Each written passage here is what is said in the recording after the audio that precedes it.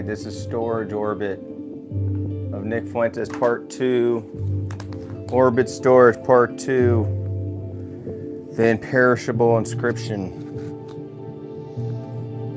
Thanks for those people that have been commenting that don't know anything I'm talking about.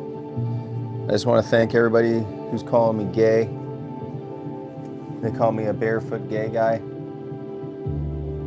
I mean, none of this stuff is creative in the least. It's just it's probably not even real people that are saying that.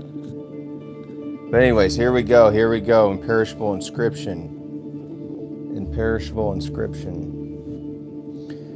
Check out all the books behind me.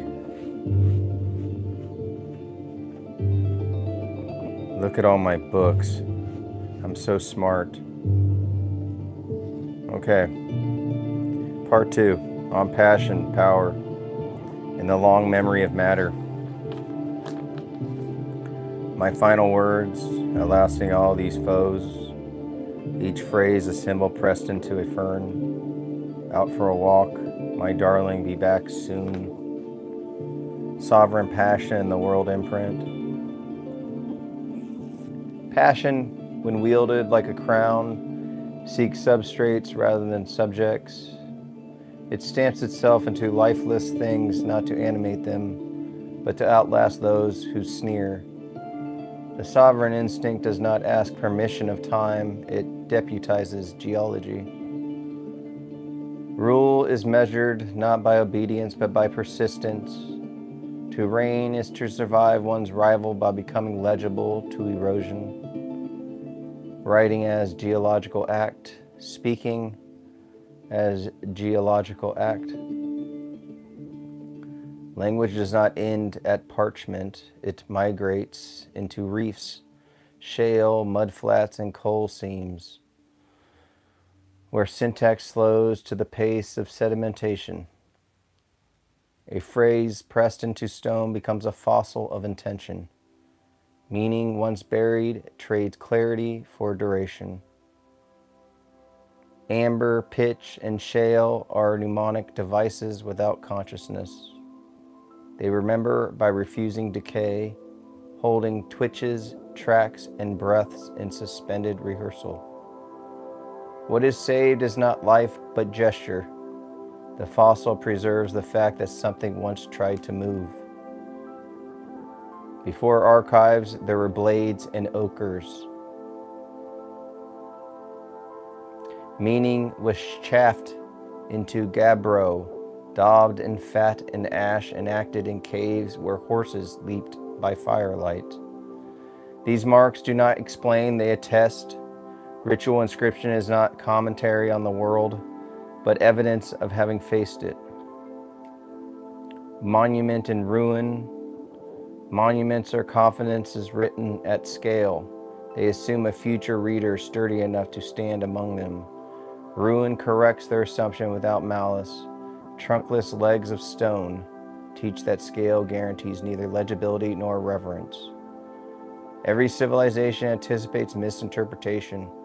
Hence, cryptographs, cartouches, plaques, genes as messages and warnings addressed to ghouls not yet born. To encrypt is to admit fear. Fear that the future will arrive without key, or worse, with the wrong one. Storage, hoard, and vault. To store is to hope against contingency. Cylinders beneath parks, crates, and salt mines. Relics under schools. These are acts of faith disguised as logistics. Time treats all vaults as provisional. Even the most precise clockwork eventually synchronizes with rust. When Earth proves unreliable, meaning is launched. Discs of gold, glass sheets, metal moons, and spinning brass spheres carry messages beyond atmosphere and excuse. Space turns inscription into prayer. The sender will not be present for the reading, if reading occurs at all. Mountains mistake for faces reveal the hazard of scale. At planetary distances, intentions blur into typography. Folklore is the afterlife of a failed documentation. When archives scatter, stories coagulate.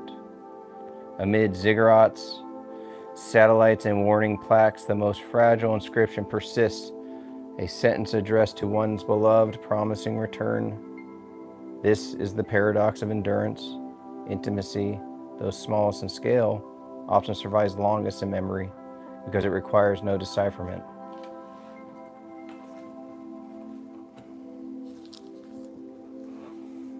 Narcissist spectacle, collapse, and epistemic discipline. Perception rules the day. Asking questions is not the same as making accusations. When spectacle dominates, evidence becomes optional. Asymmetrical attention. When a single actor commands the larger platform, tempo becomes power. Volume, frequency, and immediacy overwhelm deliberation, regardless of accuracy. In such environments, silence does not signal dignity, it signals defeat. Waiting for courage to exhaust itself misunderstands the medium. Attention economics rewards persistence, not restraint, and they convert patience into vulnerability. Thus, head-on engagement becomes not escalation, but containment.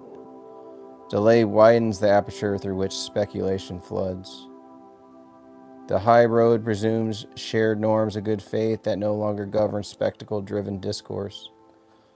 Appeals to civility collapse when accusation is profitable. Moral posture without counter-narrative concedes the field.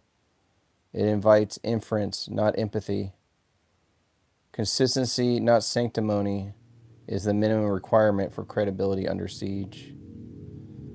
In the drama economy, conflict is serialized. Each episode must intensify to retain viewership, ensuring that claims expand while proofs thin. The investigator becomes the protagonist. The investigation becomes a pretext. Resolution would end the show, so escalation is structurally favored. The logic converts politics into soap opera and governance into set dressing.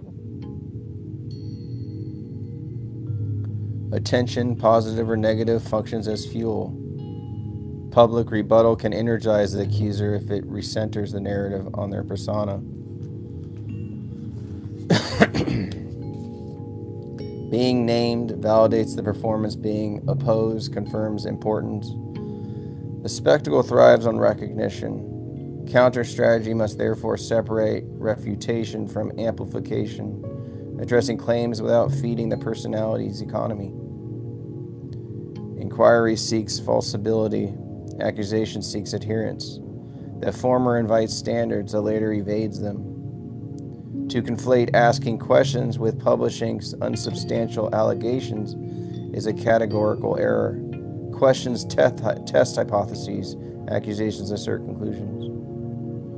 Accountability attaches to claims, not curiosities. When claims are made, evidence is owed.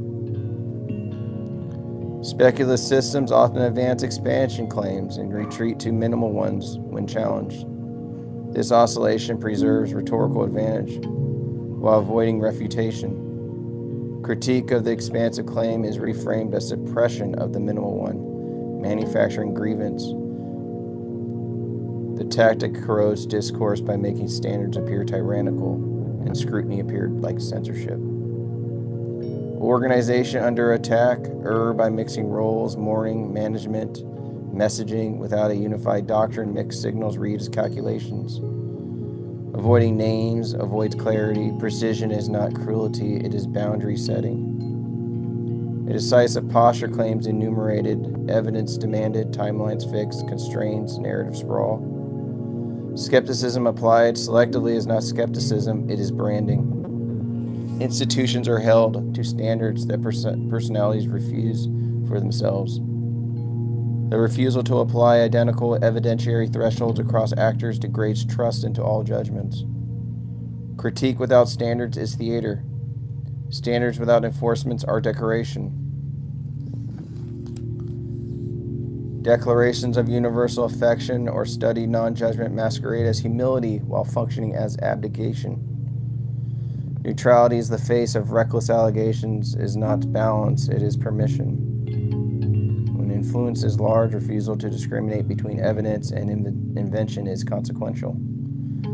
Grief does not immunize leadership from scrutiny, nor should scrutiny exploit grief. The failure lies in collapsing these domains. Once leadership authority is assumed, arguments must be answered on their merits, not deferred by appeals to sympathy. Weaponizing compassion undermines compassion itself.